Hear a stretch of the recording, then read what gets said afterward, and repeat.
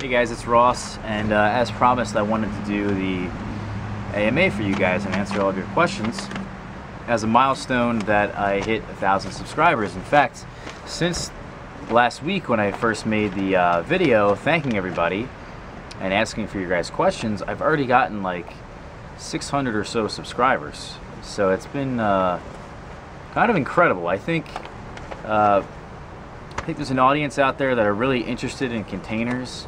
Anyway, it looks like my printer sucks and it didn't print out your guys' names. So I just have questions. I don't have who actually asked the question, but I know the first question was, am I first? Joking, what do you do for a living? I thought that was pretty funny when I read it. What do I do for a living? And what I've, just a little bit about me has also been another question that was asked. And I think that's a good question to start with anyway, so let me answer that. My name is Ross. I'm 26. I'm an accountant by trade, and right now I'm studying for the CPA exam. It's been a long process of studying. I haven't actually taken the exam yet, but in about a month and a half to 2 months from now, I would like to sit for the first part and then begin my journey on actually taking the test. I don't really find accounting that interesting, but I do know that it's great. If you want to run a business, becoming a CPA is probably the best thing you can be in terms of knowledge financially, because they really know what it's, because CPAs really have the knowledge to run a successful business financially. There's obviously people that are that have the entrepreneurial spirit, which really drive the business world in America today. So you also need to have that, but you could be the biggest entrepreneur, the most creative ideas, but if you don't understand the financial aspect of it, then you're kind of screwed. Some other things I really enjoy is tennis. I played tennis in college, and I still play today with my friends. In fact, I'm in a league, and I'm in the championships for this league that has a chance for me to go to nationals this weekend. So I'm really excited for that. I also enjoy painting. I took a painting class, really my first art class ever, outside of like middle school. I took it 2 years ago at a community college, and I loved it.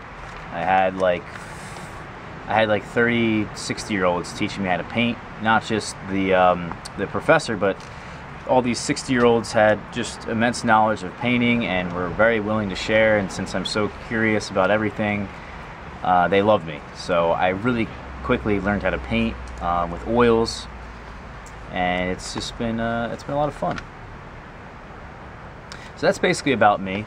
There's someone that asked me about their fig tree, and they said, have you ever experienced your figs when they seem ripe, but when you open them up, they're all dried up inside, and they're getting water and they don't understand what's happening? And it's been a process with me trying to communicate with this person. I saw a couple of your videos, by the way, on your channel, and I like them. I'm not sure why you stopped. It was I'm sure it's tough getting viewers in the beginning, but I enjoyed seeing your garden. So I don't know if you are going to continue making videos, but I think you should. Anyway, your fig tree, I know you're trying to show me pictures of this thing, but essentially what I'm assuming is that you have a panache. I saw pictures of that on your Instagram. Panache is a variety that has proven to fruit. It's a common variety. Within fig trees, there's 4 different types. There's common figs, there's Smyrna types, there's San Pedro types, and then there's Capra figs. And Capri figs are not edible. What happens is the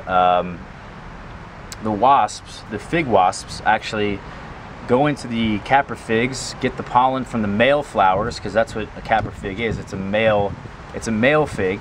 They take the figs, the male pollen from the Capra figs. They escape from their larva stage, and then they go to other figs like San Pedro types or Smyrna types or even common types, and they pollinate those figs.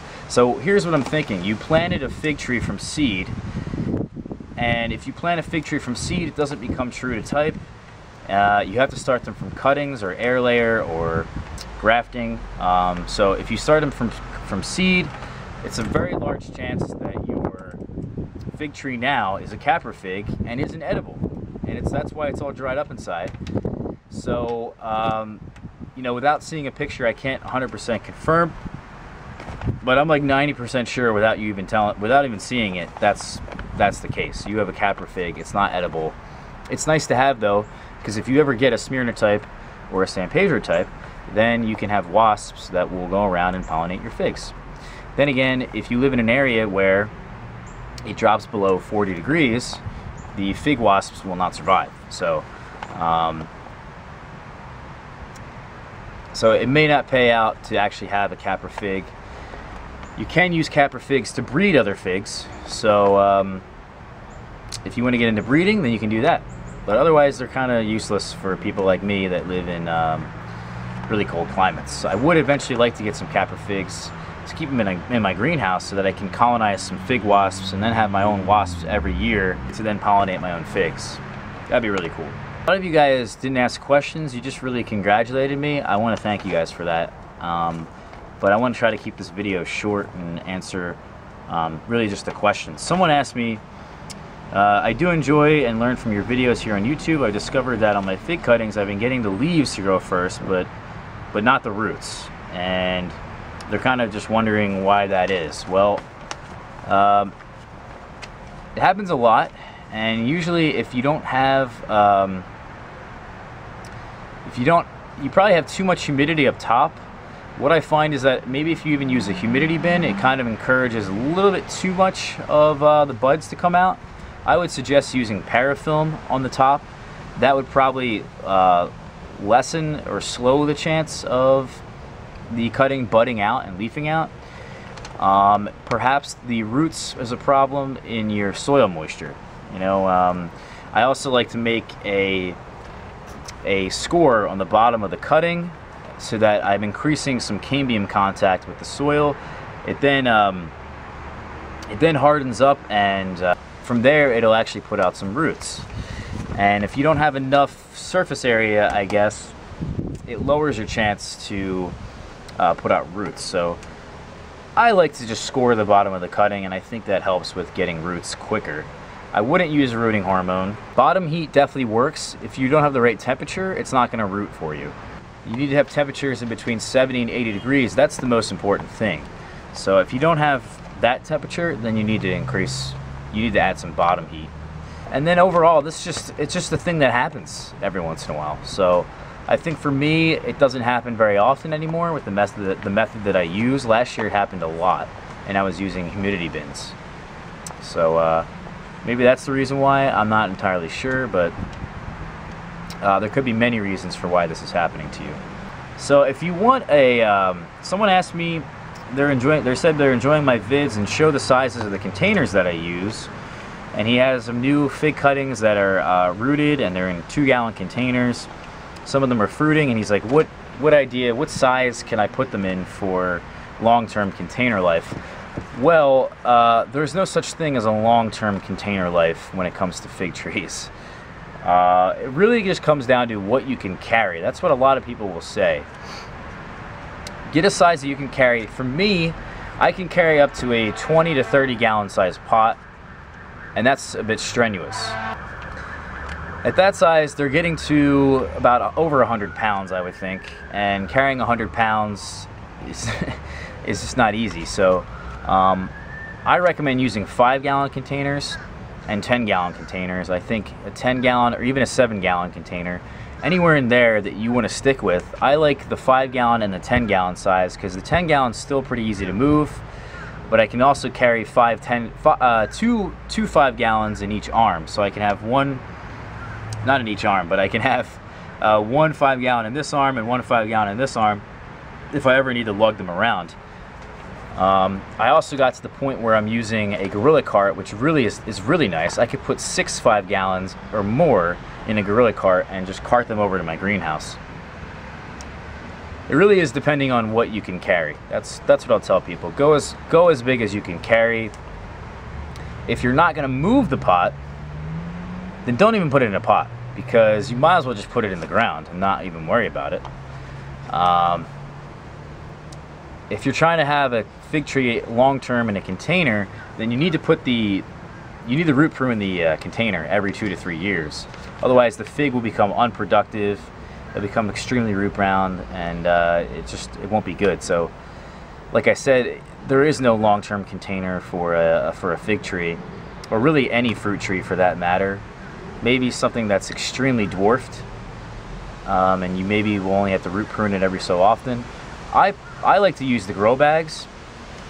A lot of people ask me this: do you like to use air pots? Do you like to use the grow bags? I love the grow bags, because what happens is the grow bags will prune the roots for me, and then what happens is I don't have to root prune every 2 to 3 years. I only have to up pot the tree when the bag breaks. The bag eventually will break. It's not like plastic that lasts, you know, forever, but the grow bag will last about 3 to 4 to 5 years, and at that point, that's better than root pruning every 2 years.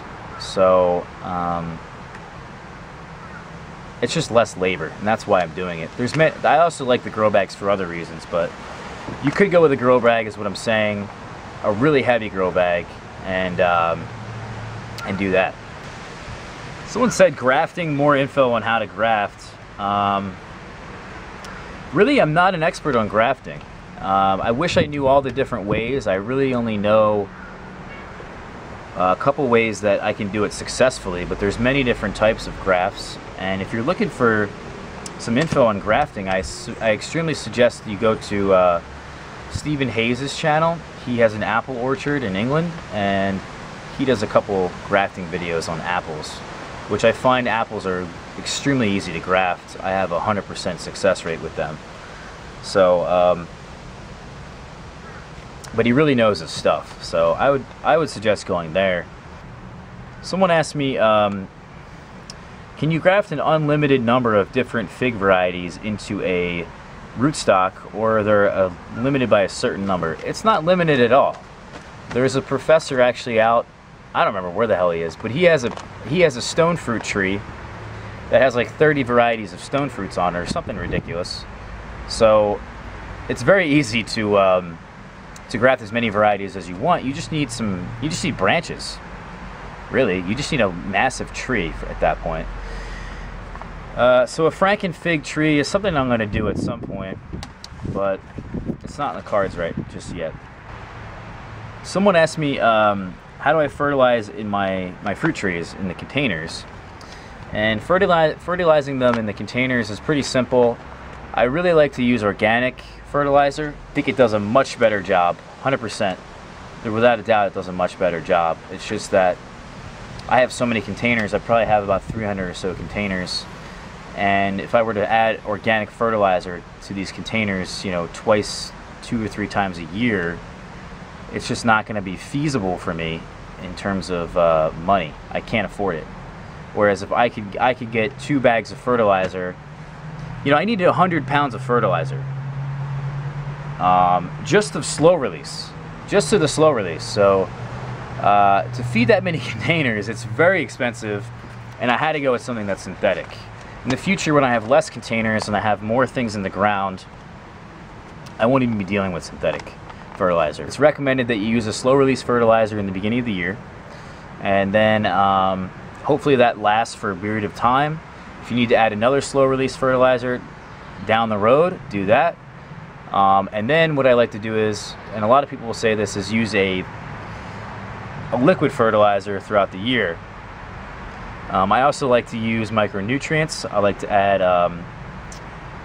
gypsum. I like to add ironite or green sand. If you want to be 100% organic, use the green sand.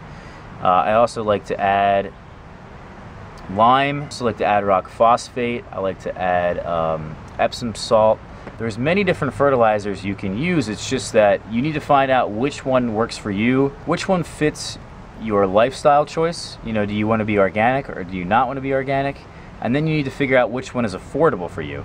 Someone asked me, how do I repot and why? or do you repot, and why? And of course I repot. It just depends on what's available, what containers are available, if I have any soil available. I try to get them to a state where I grow figs from cutting, and then what happens is I'll put them in a container, and I'll try to keep them in that container forever. I'm all about as less work as possible. How do you set up your irrigation system? Well, it's pretty simple. I actually have a video on it, and I think I'm going to do another video, but I do have a video on drip irrigation, so you can look that up. My black containers do get too hot in the summertime, so what I do is I mulch every container. Absolute necessity here. Even in Pennsylvania, you need to mulch your containers and keep your black pots cool. If you live somewhere south than me, if you live somewhere more south than I do, in a warmer climate, you even need to shade the containers by either putting the containers in the shade or even just wrapping them with tin foil. Black pots are really not a great thing. Guys, it's Ross again, and what happened was when I originally recorded this, it actually didn't record a 10-minute section, and I missed a bunch of your questions, and now I'm actually going back right now and editing it and realizing I'm missing an entire 10-minute section, so I got to do this all over again, and that's kind of why I look different and I'm wearing different clothes. It's because I had to come back and do this all over again. Jack Sparrow, he asked me, how do you know if your fruit trees need more nutrients? Well, it's very simple. The way you know is you can look at the leaves, and the leaves will tell you everything. And then what you do is you can take a picture of the leaf, and then what you could do is after you take the pictures, you can go on Google and Google different leaf problems, and you'll come up with a chart actually, and the chart will show you all different pictures of leaves that have nutrient deficiencies, and then you can match up your leaf with the picture on the website, and then there you go. What I like to do though, and I haven't really done that in a while, because what I've been doing is that I've just been covering all my bases. Regardless of whether it's in the ground, or I got my soil tested, or I didn't get my soil tested, or I know for a fact I put this in there, I didn't put this in there, I'm just covering all my bases in every single scenario so that I don't have a situation where I'm having this problem. And then I have to go online and Google all this stuff. So I'm really not an expert on this, trying to figure out what deficiency matches up with what, because I'm taking the necessary precautions to not have to do that. Huzefa Daruger said, what are the cold hardiest fig varieties you have? And I really couldn't say. The hardy Chicago types that I have are very hardy. Improved Celeste is very hardy. Malta Black is very hardy. A lot of them are quite hardy actually, to about 0 degrees. Then you have some that would probably die back around 10 degrees or 15 degrees, but for the most of them that I've come across, at least that you'll find that are very popular in the fig community, are fairly hardy.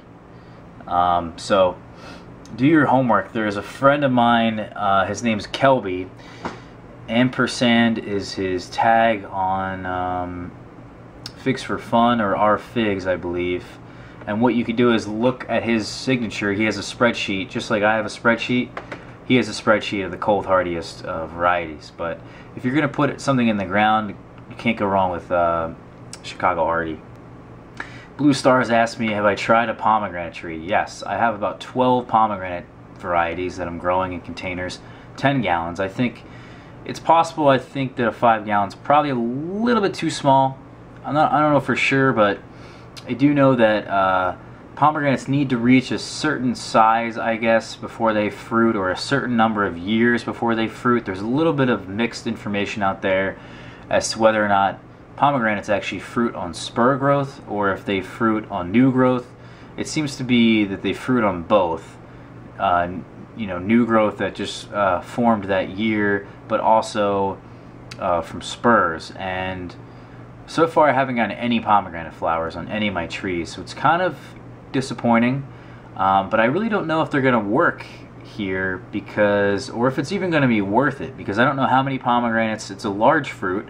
I don't know how many pomegranates I can get off a 10-gallon tree. The other problem is that you need to get them to ripen before the fall weather sets in, because if the fall weather comes and you know, there's a lot of humidity, it'll actually cause splitting, like, you know, figs split as well. It'll cause the same thing in a pomegranate, and it'll spoil the pomegranate before it's actually ripe.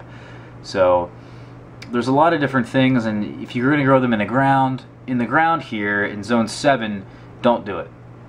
Just don't do it. You need to have the perfect microclimate for a zone 7 pomegranate. I'm telling you, out of a lot of the subtropicals I grow, pomegranates are really not that hardy. There are some varieties out there that are hardy.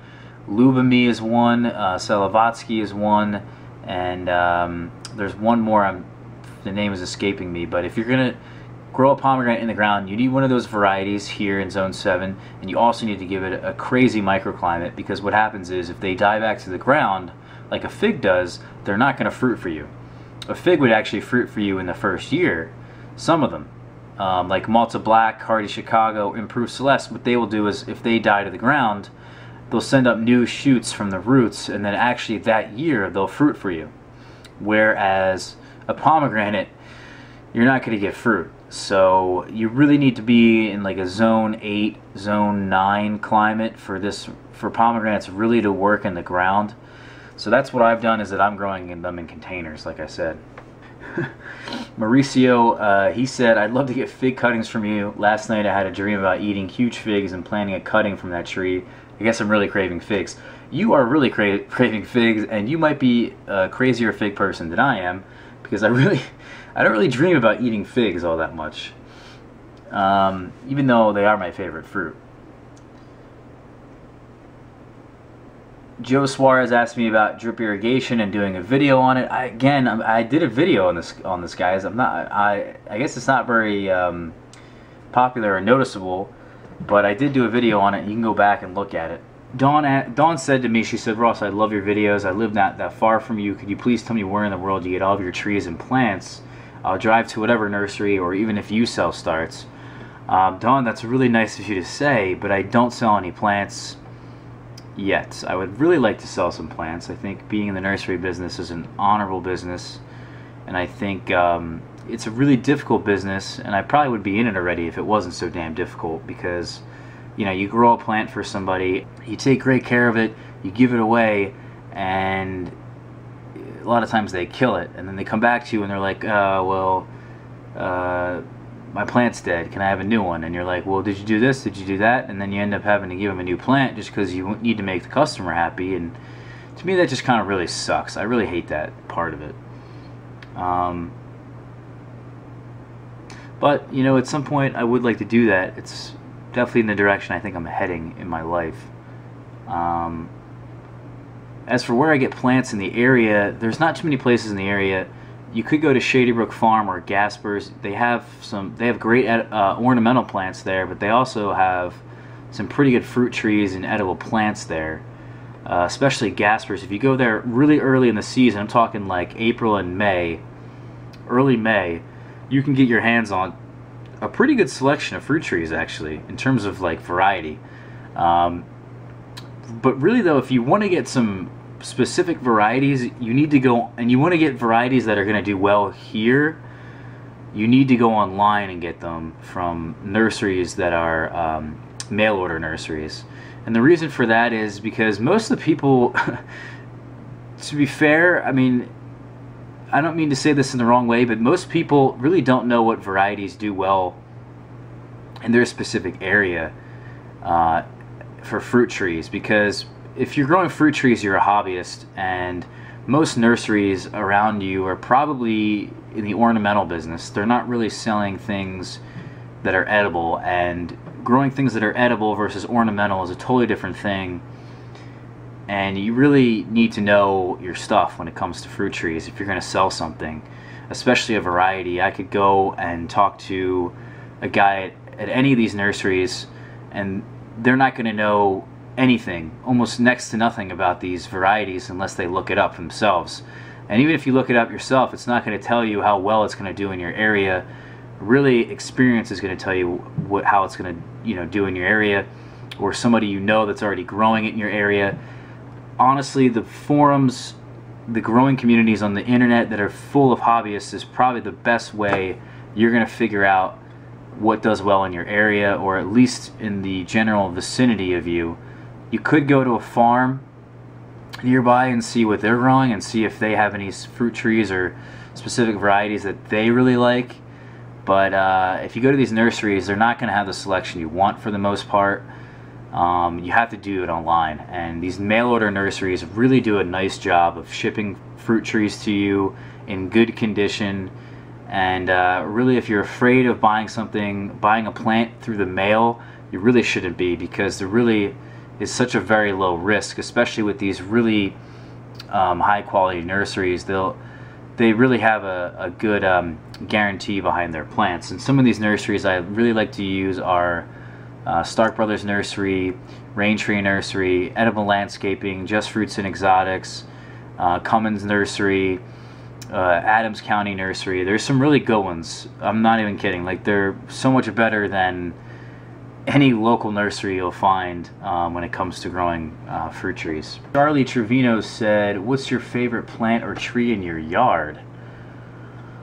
Well, my favorite tree in my yard that's not a container is probably either my peach trees or my mulberry tree. I think they grow extremely quickly and they just have a really nice form to them. I'm really loving the mulberry tree right now. I did cut it back and it didn't look so great, but I think that if I cut it back, or if I'm thinking I'm going to let it grow and get it to like 20 feet tall, and if I do, I think that's really going to be a special tree, because the shape of it is really nice. Someone asked me, I'm glad I found your channel, you're very informative. My question is, what do you do with all the stuff that you grow? Do you sell all that great fruit, or is it for personal consumption only? And I shit you not, a lot of people ask me the same question. If I meet them in person and I tell them, you know, what I like to do, and I tell them I like to garden, I like to have fresh fruit, I like, you know, I have an orchard and all that stuff. They always ask me, what the hell do you do with all that stuff? And it's like, I eat it. It's always the same answer. I don't get enough just yet to support the people I live with, my girlfriend and myself. You know, I don't get enough of the stuff just yet to the point where I have extra to be giving away. I do have some neighbors, I have some friends that are very interested in eating all of my shit, so I'm really not at the point where I have this problem. And a lot of people ask me that, and I kind of understand why. But hopefully at some point I do have this problem, and it's a good problem to have. Nathan asked me if I draw the line on any garden materials such as treated wood or plastic ties or commercial adhesives. I kind of already answered this question in just the terms of I like to use organic materials. I try to be fully organic in the ground. If there's something growing in the ground, I'm like 100% organic. I don't spray with anything that's not organic for them. Actually, yeah, that's not true. I try not to spray with anything that's not organic, but sometimes it is what it is and I can't help it. But I try to be 100% organic with things in the ground. If I'm growing it in a container, I use synthetic things, like I said. But when it comes to other things like treated wood and gardening materials, plastic ties and commercial adhesives, I don't really know enough to stop using that stuff. You know, I think if somebody showed me some research from a university that said this is really bad for you, and it was very conclusive evidence of it, I would stop using it. But I don't know what that is just yet. Another thing, I'm done with raised beds forever. I'm probably never going to use a raised bed ever again. I think they're unnecessary. And I do have some raised beds on the property that are of treated wood, and it seemed like to me that it's really not a huge issue. As far as I know that plants are pretty incredible things, and I do know that even the things in the soil are pretty incredible, and they have the ability to get rid of a lot of the toxins that are in the soil. You know, even like there's certain types of mushrooms out there that will do incredible things and actually get rid of a lot of toxins in the soil. So I'm not really too worried about it. If it's plastic, I'm I like to use plastic if I can reuse it. The garden ties are my savior, to be honest. I use so many garden ties for staking up plants or training plants or just doing whatever. These garden ties, I'm telling you, is like an orchardist's best friend. I've got one more question here from Paulo, and he sent me this question in a private message, and it's the last question, and it's pretty long, and I just want to answer the question on the video because I thought the answer to his question would take me forever to type up. So why not just talk about it and answer the question in a video? And he says, "Hi Ross, Paulo here from Massachusetts. I have a question about greenhouses, or actually giving figs a head start in one." And he says he wants to build a high tunnel that's 10 by 10 with 6 mil plastic, and he wants to have a heater in there, but he wants to have a backup heater. And do you think that would suffice on giving the figs a big of a head start, say in March or April? Yes, he wants to know what kind of heater I use. He wants to purchase a small one to use as a backup on cold nights for next year. He has any thoughts? I have 5 fig trees at the moment, and he says that a lot of his friends have fig trees, and they have them in this huge white or blue plastic barrels with large amounts of soil. And he says for the most part they have lots of foliage but no fruit. And he says they keep them there attached to their garages during the winter time, and they wheel them out in April. And the issue is they don't have a garage, or the issue is that Paulo doesn't have a garage, and he was wondering if a high tunnel would suffice. He saw a video of Adriano Ferreira. Adriano Ferreira is a guy in Canada who's very big into figs, and Adriano, I guess, made a video on how he covers them with a plastic tarp in the early spring, I guess to give them a head start. I've never seen that video, Paulo. He says for years that he's been trying to explain to his dad and his friends that figs actually like to be grown in a constricted space because they like crowded roots. And he also says that he grows fig trees in like 5 or 10 gallon containers, and he just always beats his friends and family in the amount of figs that he gets off these little trees. Personally, I agree with you on that last statement.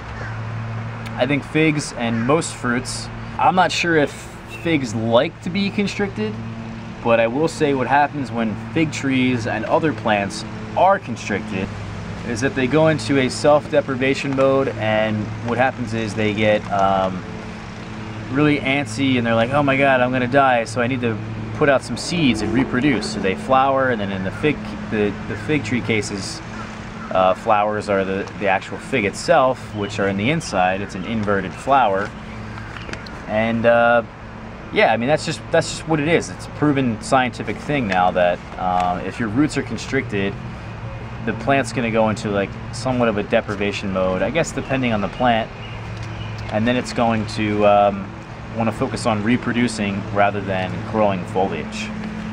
So you could tell your friends that. In fact, you could tell your friends that it might also be the variety that they're growing.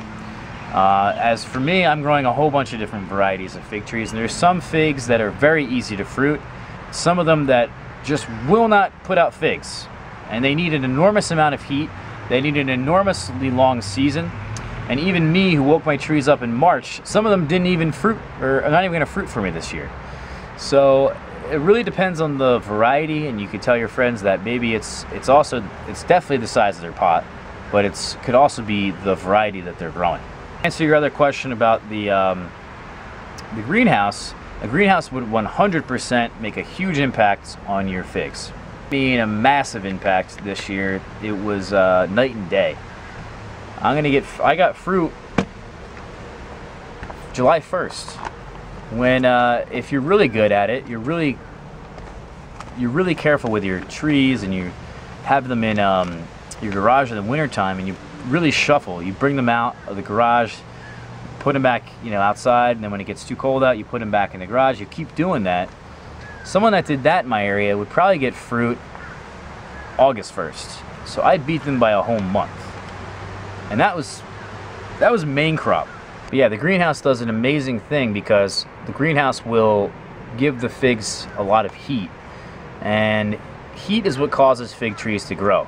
They need sunlight, obviously, for photosynthesis, but heat is really what gets a lot of these subtropical trees, and even subtropical plants, tropical plants, any kind of tropical plant, they just need that heat. You know, it's not like kale or something like that. That's a cold weather crop that actually doesn't do well in the heat.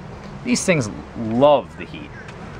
So giving them a greenhouse is going to be extremely helpful to you, and it's going to really make it easy to get a head start in the season. I even put the heater on in March. I turned on the heater during the wintertime. I would turn the heater on when it got cold. I would go outside. If the thing was going to drop below 32 degrees at night, I would go out there and I'd turn it on at night. And then in the next morning, I'd come back outside and turn off the heater in the greenhouse. But then when I'm trying to wake my trees up, you know, in March, I would turn on the heater all the time. And I would maintain the temperature in there between 80 and 90 degrees. And at that temperatures, the fig trees love it. And they'll actually start to bolt, and they'll put out figs in the greenhouse much earlier than they would outside, because figs need a certain level of heat for them to put out a fig. I don't think it's sunlight. I don't think it's maybe it's a combination of things. Maybe it is some sunlight. Maybe it's the branch thickness. But the heat is the most important thing for sure that I've come across. And the heat will actually tell the plant it's time to reproduce, and it's time to put out flowers, and it's time to fruit. So it does it. And it did it for me. One of my trees did it for me 20 days after waking up from dormancy. So my tree woke up, 20 days later, it had baby figs on it. I think that answers your question. As to whether or not you should have your heater on in the wintertime, yes. If the temperature drops below, really my greenhouse only kept my temperatures about 5 degrees warmer than it was outside. So if the temperature outside was 0 degrees, in the greenhouse it was 5 degrees. And for me, I didn't let the greenhouse drop below 32.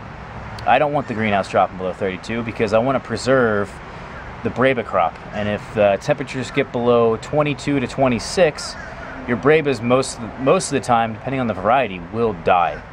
That number can really be played with depending on the variety. Maybe it's even lower than that. I don't think there's some proven evidence on it yet, but that's what the general consensus is. And if you're trying to preserve your Breba crop, then I would keep your temperatures as high as you can without, you know, waking them up from dormancy. So that's really my advice on that. Is your greenhouse, the 6 mil plastic, is not going to have any insulation. It's going to warm up during the day, but you're going to have to put on that heater at night 100% every day. Every day. You live in Massachusetts, I live here in Pennsylvania, and it gets to about 0 degrees every 5 years or so. And you live in Massachusetts, it probably gets to about -20 every 5 years. So you're getting consistently a lot lower temps than I am. If you ain't running that heater, they're gonna die, I would think. So take my advice, get a pretty powerful heater. Get one that has it runs, there's some kind of backup to it. You don't need a generator. I think there's some heaters that have oil in them as well as electricity. So if it runs out of electricity, then it can start running on oil. I believe that's how it works. But anyway, do your research on the heater and figure out what heater you need. You think you need a heavier duty heater than I do. You also need a fan. I use a small space heater, but the reason for the fan is that the heat rises and you really want to blow the heat around and actually blow the heat down towards the pots.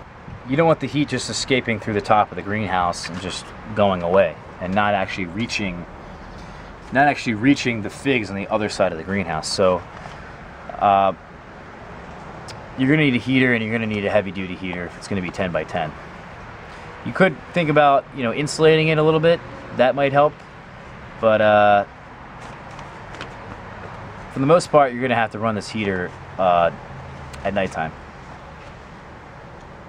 You might even have to run it during the day. If you get like a really cold day and the sun doesn't come out, it's a really dreary day, you're going to have to run the heater. So you know, make sure you have access to this thing and can actually get out there. I know it snows a lot where you live, and you don't want to have to be, you know, shoveling through 10 feet of snow to get to a greenhouse just to turn on a heater.